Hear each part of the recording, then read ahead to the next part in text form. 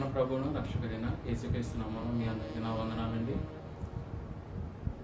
15వ రోజుకి ఒక అనుదయ వాక్య పఠనాన్ని ఇచ్చేసిన మీ అందరికీ నా వందనాలు. ఈరోజు మార్క్స్ వార్త 13వ అధ్యాయం 14వ అధ్యాయం ఈరోజు చదువుకుందాం. ప్రార్థన చేసుకుని ఈ యొక్క కార్యక్రమం ప్రారంభించుకుందాం. ప్రార్థన. సర్వశక్తిమంతుడు, సర్వాధికారి, నిత్య నివాసులైన మా ప్రియ పరలోక తండ్రి, ఈ నామానికి వందనాలు, స్తుతిస్తూ ప్రభావ గడిచిన దినమంతయు గడిచిన రాత్రంతయు మాకు స్తోత్రం దయచేసి మరొక దినము మా జీవితంలోకి దయచేసిన విధానానికి స్తోత్రం ప్రభా.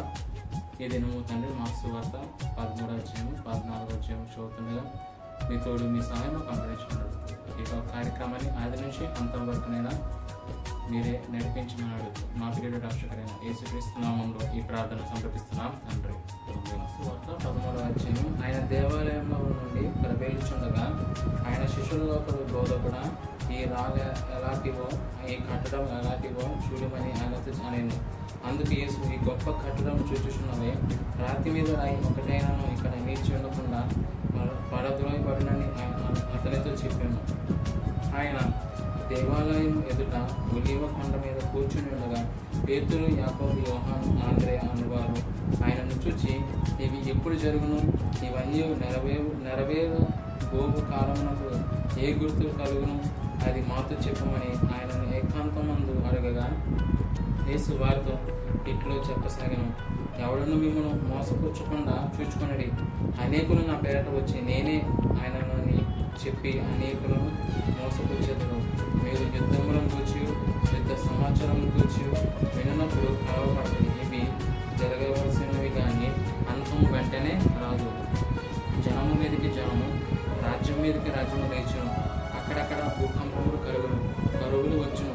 ఇవే వేదనలు ప్రారంభము. మిమ్మల్ని గూర్చి మీరే జాగ్రత్త పడరు. వారు మిమ్మల్ని సభల అప్పగించెదరు, మిమ్మల్ని సమాజ మందిరంలో పుట్టించెదరు. మీరు వారికి సాక్షాత్తమై అధిపతుల ఎదుటను రాజుల ఎదుటను నా నిమిత్తం నిలవబడేదరు. సకల జనములకు సువార్త ముందుగా ప్రకటింపబడేవాళ్ళను. వారు మిమ్మల్ని అప్పగించుట కొనుక్కోనప్పుడు మీరు ఏమి చెప్పుదుమో అని ముందుగా చింతింపుకుడి.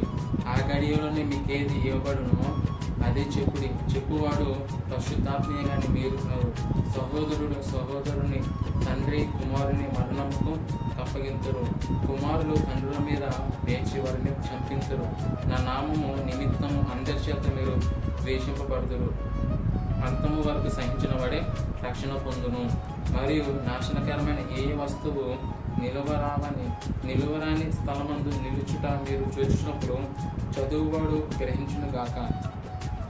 యూదయలో ఉండువాడు కొండలకు పారిపోవలను. మిద్దె మీద ఉండువాడు ఇంటిలో నుండి ఏదైనాను తీసుకొని పోవుటకై దిగి అందులో ప్రవేశింపకూడదు. పొలంలో ఉండువాడు తన వస్త్రమును తీసుకొని పోవుటకు ఇంటిలోనికి దిగి రాకూడదు. అయ్యో, ఆ దినములలో గర్భిణీకులు పాలించే వారికి శ్రమ. అది చలికాలమందు సంభవింపకుండా వారిని ప్రార్థించుడి. అవి శ్రమగల దినములు. దేవుడు సృష్టించిన సృష్టాది నుండి ఇది వరకు అంత శ్రమ కలగలేదు, ఇది కన్నడను కలగబోదు. ప్రభు ఆ దినములను తక్కువ చేయని ఎడల ఏ శరీరయు తప్పించుకొనకపోవును. ఏర్పరచబడిన వారి నిమిత్తము, అనగా తాను ఏర్పరచబడిన వారి నిమిత్తము ఆయన ఆ దినములు తక్కువ చేశాను. కాగా ఇదిగో క్రీస్తు ఇక్కడ ఉన్నాడు, అదిగో అక్కడ ఉన్నాడు అని ఎవడైనా మీతో చెప్పిన ఎలా నమ్ముకుడి. ఆ కాలమందు అబద్ధ క్రీస్తులను అబద్ధ ప్రవక్తలను వచ్చి సాధ్యమైన ఎడల ఏర్పరచబడిన వారిని మోసపుచ్చుటకి సూచక్రియలను మహత్కార్యములను అగపరచెదరు. మీరు జాగ్రత్తగా ఉండుడి. ఇదిగో సమస్తము మీతో ముందుగా చెప్పి ఉన్నాను. ఆ దినములలో ఆ శ్రమ తీరిన తర్వాత చీకటి సూర్యుని కమ్మును, చంద్రుడు తన కాంతిని ఇయ్యడు, ఆకాశం నక్షత్రం రాలును, ఆకాశం మండలి శక్తులు కదిలింపబడును. అప్పుడు మనిషి కుమారుడు మహా ప్రభావంతో మహిమతోనూ మేఘాలుడై వచ్చుట చూచెదరు. అప్పుడు ఆయన తన దూతలను పంపి భూమంతము మొదలుకొని ఆకాశమంతం వరకు నలుదిక్కుల నుండి తను ఏర్పరచుకున్న వారిని పోగు చేయించును. అంజూరపు చెట్టును చూచి ఒక ఉపమానము నేర్చుకున్నది. దాని కొమ్మ ఇంకా లేతదై చిగించినప్పుడు వసంతకాలం సమీపంలో ఉన్నదని మీకు తెలియను. ఆ ప్రకారమే మీరు ఈ సంగతులను జరుగుట చూచినప్పుడు ఆయన సమీపముననే ద్వారముల దగ్గర ఉన్నాడని తెలుసుకున్నది. ఇవన్నీ జరుగు వరకు ఈ తరము గతింపదని నిశ్చయంగా మీతో చెప్పుచున్నాను. ఆకాశమును భూమిలో గతించును గాని నా మాటలు గతింపవు. ఆ దినమున గూర్చి ఆ గడియ గూర్చి తండ్రి తప్ప ఏ మనుషుడైనను పరలోకం అందరి దూతలైనను కుమారుడైనను ఎరుగరు. జాగ్రత్త పడుడి, మెలకువగా నుండి ప్రార్థన చేయడి. ఆ కాలం ఎప్పుడు వచ్చినో మీకు తెలియదు. ఒక మనుషుడు తన దాసులకు అధికారం ఇచ్చి ప్రతివానికి వాని పని నియమించును. మెలకువగా నుండమని ద్వారపాలకునికి ఆజ్ఞాపించి ఇల్లు విరిచి దేశాంతరం పోయినట్టే ఆ కాలం ఉండును. ఇంటి యజమానుడు ప్రొద్దుగురికి వచ్చును, అర్ధరాత్రి వచ్చును, కోలిపోయినప్పుడు వచ్చును, తెల్లవారినప్పుడు వచ్చును, ఎప్పుడు వచ్చునో మీకు తెలియదు. ఆయన అకస్మాత్తుగా వచ్చి మీరు నిద్రపోచుండుట చూచునేమో కనుక మీరు మెలకువ ఉండుడి. నేను మీతో చెప్పినది అందరితో చెప్పుచున్నాను, మెలకువగా ఉండుడా. నేను 14వ అధ్యాయము. 2 దినములైన పిమ్మట పస్కా పండుగ అనగా పులియని రొట్టెల పండుగ వచ్చెను. అప్పుడు ప్రధాన యాజకులను శాస్త్రులను మయోపాయము చేత ఆయనను ఎలాగూ పట్టుకొని చంపుదాము అని ఆలోచించుకొని చుండిరి. కానీ ప్రజలలో అల్లరి కడుగునేమని పండుగలలో వద్దని చెప్పుకునేది. ఆయన బేతనీయుల కుష్ఠరోగి అయిన సీమోని అంట భోజనం కూర్చున్నప్పుడు ఒక స్త్రీ మిక్కిలి వెలుగు గల జటమాంసి అత్తరుగొట్టి తీసుకుని వచ్చి అత్తరుగొట్టి పగలగొట్టి ఆ అత్తరును ఆయన తల మీద పోసింది. అయితే కొందరు కోపపడి అత్తరు ఇలాగూ నష్టపరిచినలా ఈ అత్తరు 300 దేనారుల కంటే ఎక్కువ వెలకమ్మి బేదలకు ఇవ్వచ్చునని చెప్పి ఆమెను గూర్చి సరుకుంది. అందుకు యేసు ఈమె జోలికి పోకుడి, ఈమెను ఎందుకు తొందర పెట్టుచున్నారు? ఈమె నా ఎడల మంచి కార్యము చేసాను. బేదలు ఎల్లప్పుడూ మీతోనే ఉన్నారు, మీకు ఇష్టమైనప్పుడల్లా వారికి మేలు చేయించవచ్చును. నేను ఎల్లప్పుడూ మీతో ఉండను. ఈమె తన శక్తి కొలది నా భూస్థాపన నిమిత్తము నా శరీరంలో ముందుగా అభిషేకించును. సర్వలోకములో ఎక్కడ ఈ సువార్త ప్రకటింపబడునో అక్కడ ఏమైనా చేసినది జ్ఞాపకార్థముగా ప్రశంసింపబడునని మీతో నిశ్చయముగా చెప్పుచున్నాను. నేను 12 మందిలో ఒకడు ఇస్కరియోత ప్రధాన యాజకుల చేతికి ఆయన అప్పగింపవాలని వారు ఎత్తుకుపోగా వారు విని సంతోషించి వారికి ద్రవ్యమిత్తుమని వాగ్దానం చేసేది కనుక వాడు ఆయనను అప్పగించుటకు తగిన సమయము కనిపెట్టుచుండెను. పులియని రొట్టెల పండుగలో మొదటి దినమున వారు పస్కా పశువును వధించినప్పుడు ఆయన శిష్యులు, నీవు పస్కాను భుజించుటకును మేము ఎక్కడికి వెళ్ళి సిద్ధపరచవాలని కోరుచున్నామని ఆయన అడుగగా ఆయన, మీరు పట్టణంలోకి వెళ్ళుడి, అక్కడ నీలకొండ మోయిచున్న ఒక మనుషుడు మీకు ఎదురుపడును. కానీ వెంటబోయి వాడు ఎక్కడ ప్రవేశించునో ఆ ఇంటి యజమానుని చూచి, నేను నా శిష్యులతో కూడా పస్కా భోజించుటకు నా విడిది గది ఎక్కడున్నదని బోధకుడు అగుచున్నాడని చెప్పుడి. అతడు సామాగ్రితో సిద్ధపరచబడిన గొప్ప మేడగది మీకు చూపించును. అక్కడ మన కొరకు సిద్ధపరచుడని చెప్పి తన శిష్యులతో ఇద్దరిని పంపాను. శిష్యులు వెళ్ళి పట్టణంలోకి వచ్చి ఆయన వారితో చెప్పినట్టు కనుగొని పస్కాను సిద్ధపరిచిరి. సాయంకాలమైనప్పుడు ఆయన తన 12 మంది శిష్యులతో కూడా వచ్చాను. వారు కూర్చుండి భోజనము చేయుచుండగా యేసు, మీలో ఒకడు అనగా నాతో బుధించుచున్నవాడు నన్ను అప్పగించిన నిశ్చయముగా మీతో చెప్పుచున్నానని వారు దుఃఖపడుకుడి. నేనా అని ఒకని తర్వాత ఒకడు ఆయన అడగసాగిరి. అందుకే ఆయన 12 మందిలో ఒక్కడే అనగా నాతో కూడా పాత్రలో చేయి ముంచిన వాడే నిజముగా మనుష్య కుమారుడు ఆయన గూర్చి రాయబడినట్టు కోరుచున్నాడు. అయితే ఎవరిని చేత మనుష్య కుమారుడు అప్పగింపబడుతున్నాడో ఆ మనుషునికి శ్రమ. ఆ మనుషుడు పుట్టి ఉండని ఎలా వానికి మేలనేను. వారి భోజనము చేర్చుండగా ఆయన ఒక రొట్టెను పట్టుకొని ఆశీర్వదించి విరిచి వారికి ఇచ్చి, మీరు తీసుకొనిడి, ఇది నా శరీరం అనేను.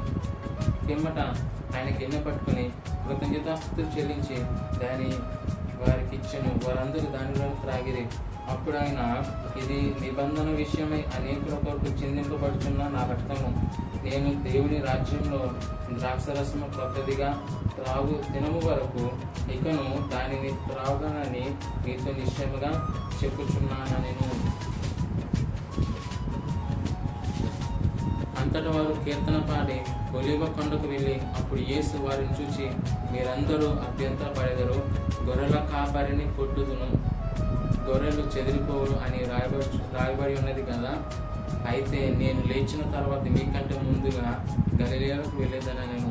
అందుకు పేతురు, అందరూ అభ్యంతరపడినను నేను అభ్యంతరపడనని ఆయనతో చెప్పగా, యేసు అతన్ని చూచి, నేటి రాత్రి కోడి 2 మార్లు కూయక మునిపే నువ్వు నన్ను ఎరుగనని ముమ్మారు చెప్పేదమని నీతో నిశ్చయముగా చెప్పుచున్నానను. అంతటా అతడు మరీ ఖండితముగా, నేను నీతో కూడా చావవలసి వచ్చినను నిన్ను ఎరుగనని చెప్పనని అట్లు వారందరూ అనిరి. వారు గెత్సెమనే అనబడిన చోటునకు వచ్చినప్పుడు ఆయన, నేను ప్రార్థన చేసి వచ్చే వరకు మీరు ఇక్కడ కూర్చుంటారని తన శిష్యులతో చెప్పి, పేతురును యాకోబుని యోహాను వెంటబెట్టుకొని పోయి మిగుల విభ్రాంతి నొందుటకును చింతాక్రాంతుడవుటకును ఆరంభించును. అప్పుడు ఆయన, నా ప్రాణము మరణమగునంతగా దుఃఖంలో మునిగి ఉన్నది. మీరు ఇక్కడ ఉండి మెలకుగా నుండుడని వారికి చెప్పి కొంత దూరము సాగిపోయి నేల మీద పడి, సాధ్యమైతే ఆ గడియ తన యొద్ద నుండి తొలగిపోవాలని ప్రార్థించుచు, నాయన తండ్రి, నీకు సమస్తము సాధ్యమే, ఈ గిన్నె నా యొద్ద నుండి తొలగించు, అయినను నా ఇష్ట ప్రకారం కాదు, నీ చిత్త ప్రకారమే కానిము అనెను. మరలా ఆయన వచ్చి వారు నిద్రించుచుండుట చూచి, సీమోను, నీవు నిద్రించుచున్నావా? ఒక గడి అయినను మేలుకుని ఉండలేవా? మీరు శోధనలో ప్రవేశించుకున్నట్లు మెలకువగా ఉండి ప్రార్థన చూడి, ఆత్మసిద్ధమే కానీ శరీరము బలహీనమని పేతురుతో చెప్పి తిరిగిపోయి ఇంతకు ముందు పలికిన మాటలనే పలుకుచు ప్రార్థించను. ఆయన తిరిగి వచ్చి చూడగా వారు నిద్రించుండిరి. ఏలయనగా వారి కనులు భారంగా ఉండెను. ఆయనకేమి ఉత్తరం ఇవ్వాలనో వారికి తోచలేదు.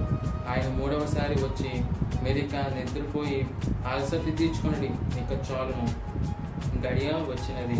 ఇదిగో మనుష్య కుమారుడు పాపుల చేతికి అప్పగింపబడుచున్నాడు, లెండి వెళుదుము, ఇదిగో నన్ను అప్పగించువాడు సమీపించున్నాడని చెప్పాను.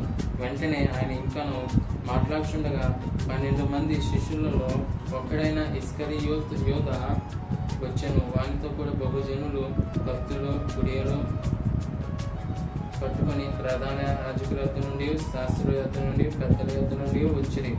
ఆయనను అప్పగించువాడు నేనెవరిని ముద్దు పెట్టుకొని పొందునో ఆయనే యేసు. ఆయనను పట్టుకొని భద్రముగా కొనుక్కోవడని వారికి గుర్తు చెప్పి ఉండెను. వాడు వచ్చి వెంటనే ఆయన ఎత్తుకు పోయి, బోధకుడా అని చెప్పి ఆయన ముద్దు పెట్టుకొనగా వారు ఆయన మీద పడి ఆయనను పట్టుకొనిది. దగ్గర నిలిచిన వాళ్ళు ఒక్కడు కత్తి దూసి ప్రధాన యాజకుని దాసుని కొట్టి చెప్పి దగ్గర నరికాను. అందుకు యేసు, మీరు బందిపోటు దొంగ మీదకి వచ్చినట్టు కత్తులతోనూ గుడియాలతోనూ నన్ను పట్టుకొని వచ్చితిరా? నేను ప్రతి దినము దేవాలయంలో మీ యొద్ద ఉండి బోధించుచుండగా మీరు నన్ను పట్టుకొనలేదు. అయితే లేఖనములు నెరవేరునట్లు ఇలాగూ జరుగుచున్నదని చెప్పాను. అప్పుడు వారందరూ ఆయనను విడిచి పారిపోయి తన దిగంబర శరీరం మీద నారబట్ట వేసుకుని ఉన్నప్పుడు పరచువాడు ఆయన వెంట వెళ్ళుచుండగా వారు అతనిని పట్టుకొనిది. అతను నారబట్ట విడిచి దిగంబరుడై పారిపోయాను. వారు యేసును ప్రధాన యాజకుని యొద్దకు తీసుకొని పోయిరి. ప్రధాన యాజకులు, పెద్దలు, శాస్త్రులు అందరూ అతనితో కూడా వచ్చిరి. పేతురు ప్రధాన యాజకుని ఇంటి ముంగిట వరకు దూరం నుండి ఆయన వెంట పోయి బంట్రౌతులతో కూడా కూర్చుండి మంట యొద్ద చలి కాచుకొంచును. ప్రధాన యాజకులు, మహాసభ వారందరూ యేసును చంపింపవాలని ఆయన మీద సాక్ష్యము వెదకిరి, కానీ ఏమీ